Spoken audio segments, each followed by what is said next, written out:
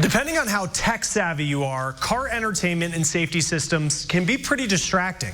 AAA and the University of Utah put different age drivers behind the wheel and tested just how long it took them to use multiple vehicle information systems. Now, both older and younger drivers were faster at programming music and making calls than they were at navigation and voice texting.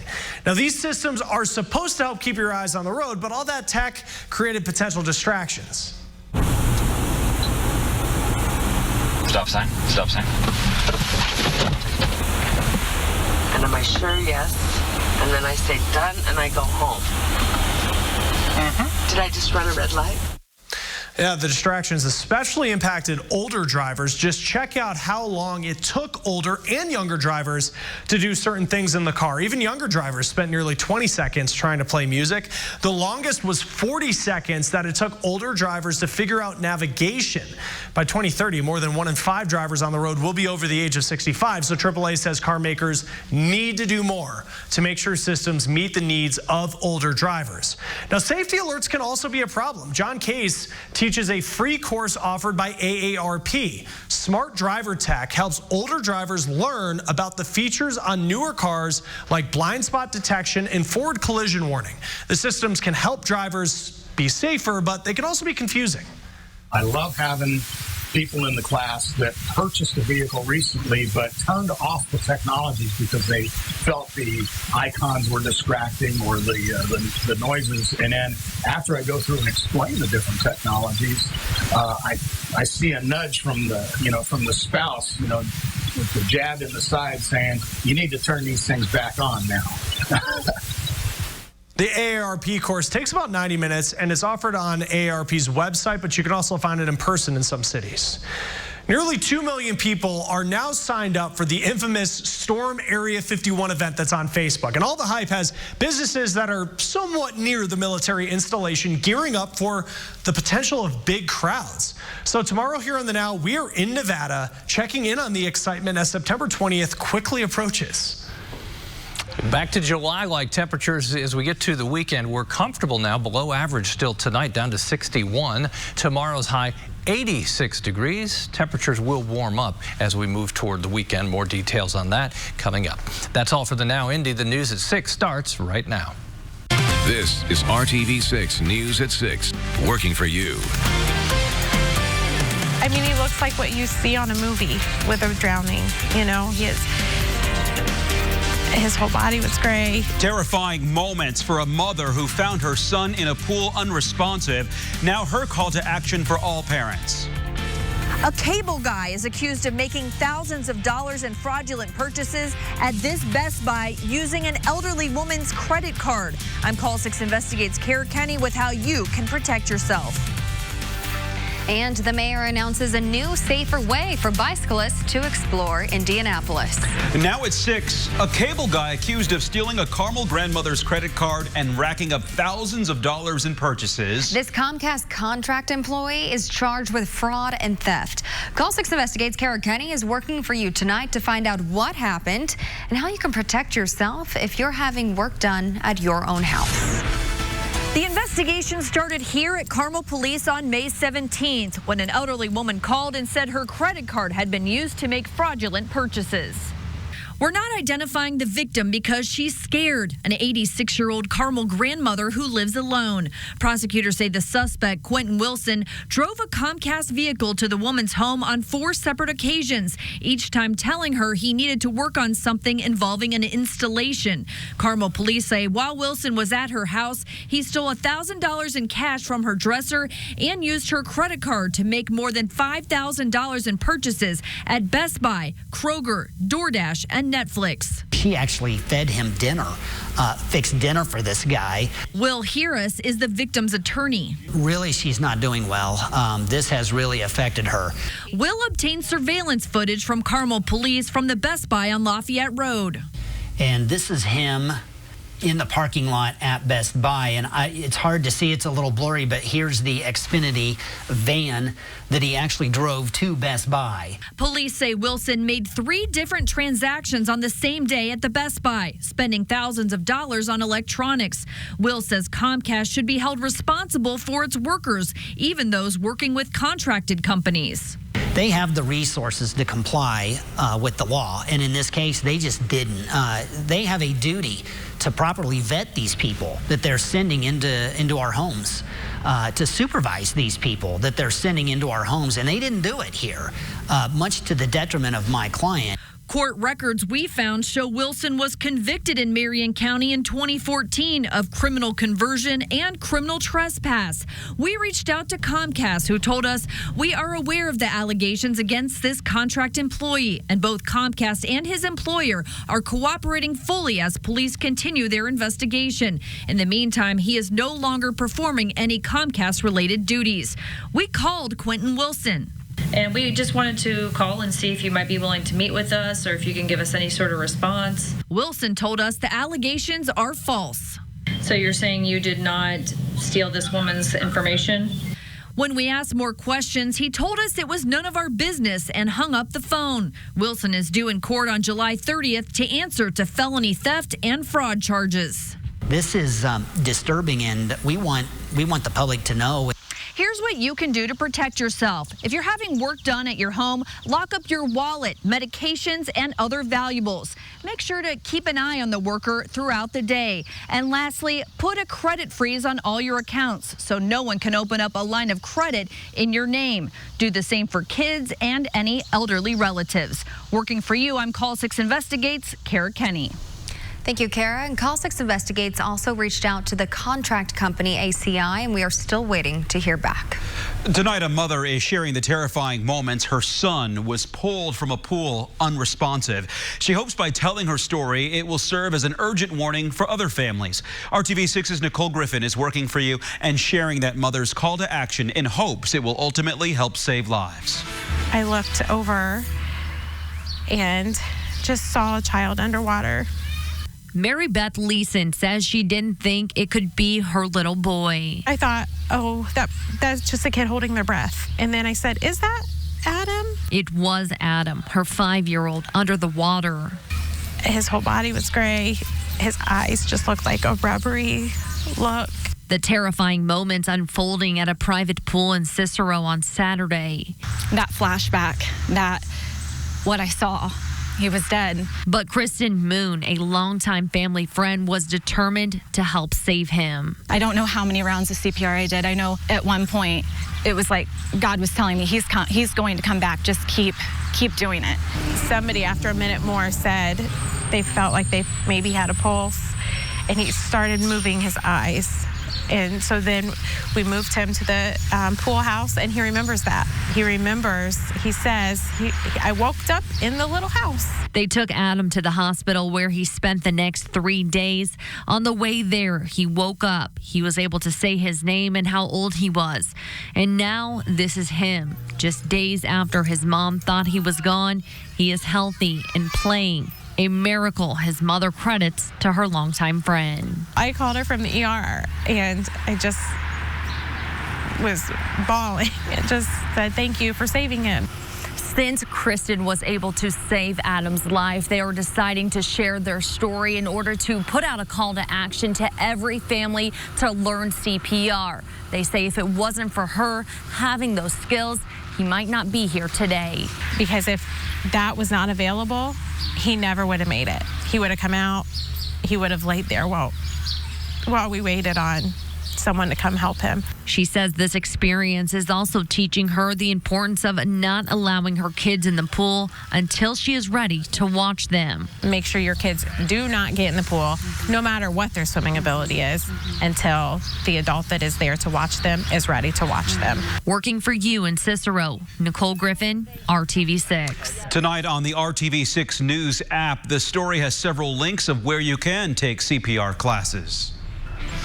Now to your Storm Team 6 forecast. And Morse Reservoir, a busy place today as boaters were out enjoying another gorgeous summer day, another dry day with lots of sunshine. Storm Team 6 Chief Meteorologist Kevin Gregory is on cruise control on days like this, Kev. Do I look relaxed? All is relaxing. So whether it's a Morse Reservoir, Eagle Creek, Geist, down to Monroe, it will be great for boating right on through the weekend. There's really no changes until early next week. We're at 81 in Indy right now, 79 in Logansport up in Cass County. These are below average again. Third straight day we've had below average temperatures. We'll begin to change that as we move toward the weekend. Through the evening hours, just look out your window. Any clouds that we have now fade away. Sky becomes clear. The wind will be light. Temperatures not quite as cool, but still very comfortable through the overnight hours. 71 and with a clear sky, that at 11 o'clock. Tomorrow we'll be at 78 by noon. Afternoon temperature hits 85 degrees. As you look at some high temperatures, keep in mind the humidity level will be very comfortable. It stays low until the second half of the weekend. Highs tomorrow, average high 85. We're right in there from Carmel to Greenfield and from Kokomo to Columbus. Now to Democracy 2020. The fight to win the Democratic presidential nomination is making its way through Indianapolis. It's here that the Urban League is holding its national convention.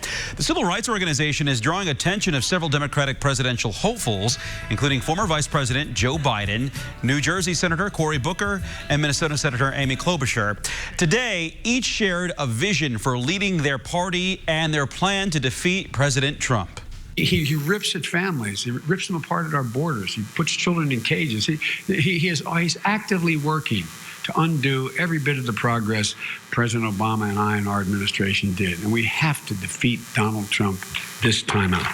We have to. We have a president right now who literally wakes up every morning and tweets whatever he wants. He doesn't care if it hurts people. He doesn't care if it divides people. Each candidate spoke for 10 minutes and was then interviewed by a moderator for a few minutes. None of the candidates made themselves available for media questions following their speech. Tomorrow, the conference will host 5 more candidates, including South Bend Mayor Pete Buttigieg, New York City Mayor Bill de Blasio, and California Senator Kamala Harris. IPL is asking state regulators to approve a 7-year plan to modernize its electric grid to better serve you, and it would come with a potential slight rate increase for customers. If the Indiana Utility Regulatory Commission approves the $1.2 billion plan, then next year IPL will present its initial request to recover those costs. A company vice president told RTV6 it's expected the average customer would pay an additional $1.50 per year for 7 years for a total increase of $10.50. VP of External Affairs Fred Mills said grid modernization is expected to improve reliability and lead to shorter and fewer outages. Bicyclists across the Circle City will have some new, safer ways to get around. Indianapolis Mayor Joe Hogsett announced new neighbor ways in 2 sections of the city today. Neighbor ways use residential streets to help connect bicyclists and scooter riders to other bike paths and lanes. The infrastructure improvements and new signage will come from money that the scooter companies have paid to the city. The new neighbor ways will be in the near southeast and near north sides of the city. It's a way for a safe passage using the bicycle for kids or whoever, so that we're using streets that are much safer than putting more bike lanes on a major thoroughfare where folks are just not as safe. Next month, 2 open meetings will be held for the public to learn more. For more information on the meetings, click on this story on theindychannel.com. Indigo is looking for volunteers to help launch the new Red Line bus service. It's scheduled to start rolling from Broad Ripple to the University of Indianapolis on September 1st. Indigo is asking for volunteers to help riders get used to the system during the first week. That's September 1st through the 7th. Volunteers will be located at stations along the route. Indigo will provide training for volunteers and a t-shirt. You do need to fill out an online survey so they can assess your interest and availability.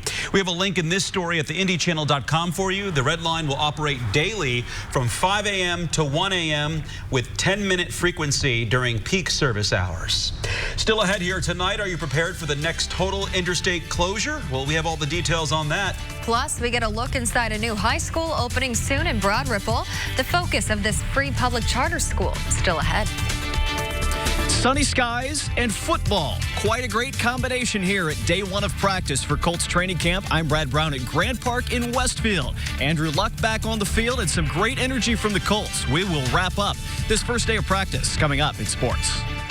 Lots of green grass up there as well. The blue sky will hang with us for a while. Our dry stretch has reached 4 straight days. We'll add to this. The closest rain sits out in Iowa. We'll talk about when that may bring changes to our pattern coming up. Together, click, call, or visit a store today. This is RTV6 News at 6, working for you.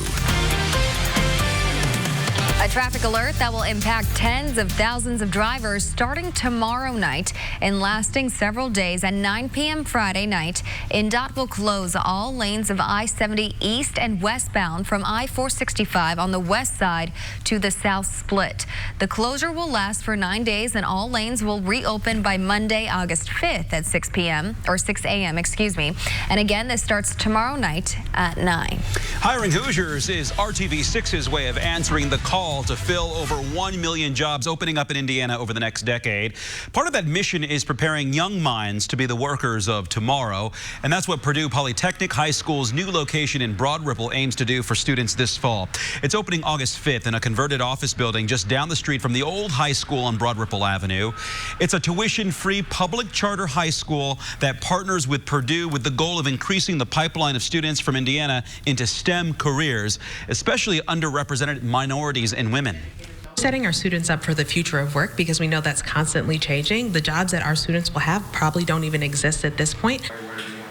The school is starting off with 70 freshmen and sophomores for the semester, with more classes expected to be added in 2020 and 2021. This will be the second campus for the school after it first laid down roots in Circle Center Mall in 2017. This Broad Ripple location is temporary, and the search is on for a permanent site in the area. Tomorrow's the day you'll be able to see how tiny pieces of metal can add up to big bucks to help families of sick kids. Tomorrow is the annual Pop Tab Drop for the Ronald McDonald House in Indianapolis. The 15th annual Pop Tab and Coin Drop will take place on Monument Circle from 11 to 2. More than 7.5 million Pop Tabs were collected last year. The Ronald McDonald House Charities of Central Indiana collects and recycles Pop Tabs to raise money for the more than 5,000 families of hospitalized children that come through their doors every year. The program generates upwards of $20,000 annually. We here at Channel 6 will be donating our Pop Tabs tomorrow, too. Happening right now in Speedway, the St. Christopher Catholic Church Midsummer Festival is in full swing, and we stopped by this morning as they were making the final preparations. Lots of volunteers in the kitchen and others frosting the famous pistachio cake, a secret recipe handed down from a parishioner. The event is known as the festival that tops in food and some of the signature items, the hand-breaded cod sandwich and the breaded tenderloin sandwich. There are also lots of carnival rides, casino games, and live entertainment. The festival runs tonight until 10 tomorrow and Saturday. The church is located at 16th and Lyndhurst. And what great weather they're having for that festival. Perfect conditions, and I'll throw in Mrs. Gregory built some brownies for the festival. Soft spot in my heart there for St. Chris. We got married in 1988. Goes back a ways.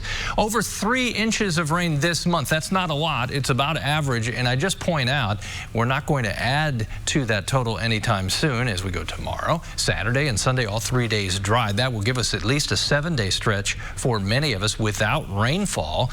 Monday, the next opportunity for showers and thunderstorms. And as we kind of look ahead, August, September, and October, relatively dry months, all 3 having just over 3 inches of rain on average. Let's talk about temperatures. We can stare at the thermometer carefree over the next several days because we're not worried about the rain. Temperatures 83 in Muncie, 84 in Greensburg. We're getting there. Temperatures made it above 80 today. Yesterday's high was 79. These are still below average, very comfortable. We'll bump things up tomorrow. Temperatures will peak over the weekend. But despite the rising temperatures, both overnight lows and afternoon highs, the humidity will not be anywhere near what we had last weekend. Temperature 61 tomorrow morning to 71 by the time we get together on Monday. Temperatures much warmer. Tomorrow, rise and shine, and it truly will be shine. Sunshine will guide your way to work once again. 67 by 8 a.m. Afternoon temperatures tomorrow start to make their move, at least back to average. A little warmer as we get to Saturday, a little more humid, and the temperature peaks at 90 on Sunday.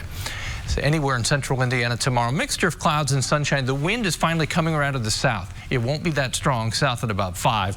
but that's a more favorable direction to draw in warmer temperatures. It will also bring in a little more humidity as we get to Sunday.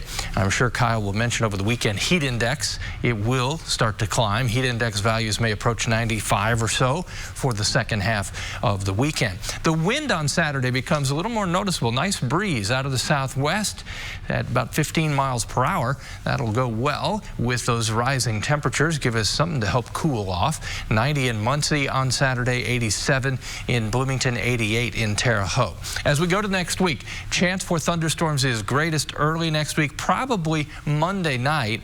Tuesday, still a 40% chance of thunderstorms. Then we emerge dry again in the middle of next week.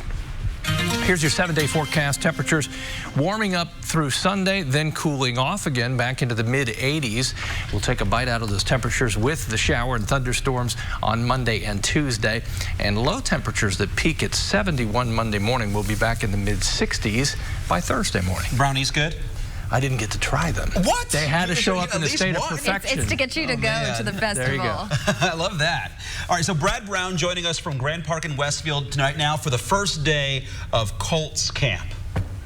Well, here's a good way to get yourself in with the fans. Devin Funchess, one of the newest Colts, playing some catch with the kids. Part of a really nice crowd that turned out here for day number 1 of practice as Colts training camp for 2019 is officially off and running. As we welcome you back here, RTV6 Sports on the road at Grand Park in Westfield.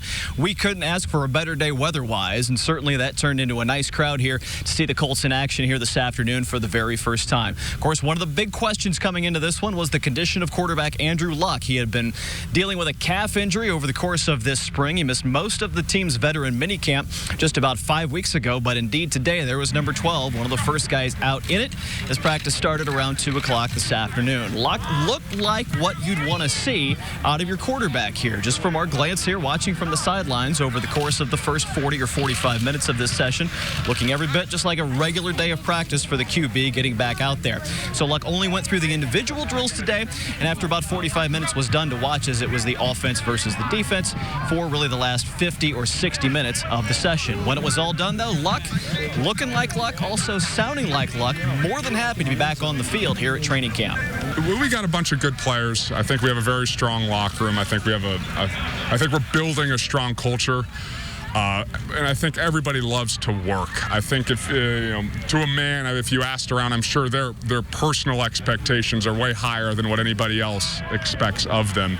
As for the rest of today's training camp, head coach Frank Reich, GM Chris Ballard, the Colts have made some pretty significant changes to their roster this season, and these 3 weeks will be spent getting the new faces acclimated to the returning core from 2018. We saw a lot of guys for the very first time out here today making some very good-looking plays from this bunch, a high level of energy as well. That's not unexpected on this first day of camp, but with expectations high outside and within the organization, Coach Reich already really liking what he's seeing here on the field. We got to try to make it hard on each other out here so we figure out how to adapt. If we compete out here like we would in a game, then when we get in there on Sundays, we're just doing our thing. So that's our whole goal. That's our whole aim. That's the way we wanted to start today off. Even though we weren't in pads, I thought the guys did a really good job of practicing super fast, of being smart, avoiding collisions, so it was a good start. Again, training camp continues through the weekend. Practice on Friday will be at 2 o'clock. It'll be the same on Saturday and Sunday if you're coming up here to Westfield. The gates at Colt City, adjacent to the practice field, open at 1 o'clock. The main parking in Lot C over at the Grand Park Event Center. Free admission. Do remember to download your tickets online, though. And it looks like it's going to be a really good weekend to get a look at this team for these first 4 days of training camp here in Westfield. One of the big things is to get in line and get your autograph. And we saw plenty of that from Andrew Luck today, as he was, of course, the hot signature for hundreds of fans on the sidelines that got a good look at this one. We'll look forward to seeing more of that as the weekend continues. Time for a final break. We'll be back to the studio to wrap up tonight's edition of the News at 6 next. That's why people feel more comfortable shopping at Meijer. After a few days with below average temperatures, we'll climb back to average tomorrow and then go above average through the weekend. The peak temperature is on Sunday when we hit 90. All right. Thanks for joining us for RTV6 News at 6 o'clock. Join us again at 7.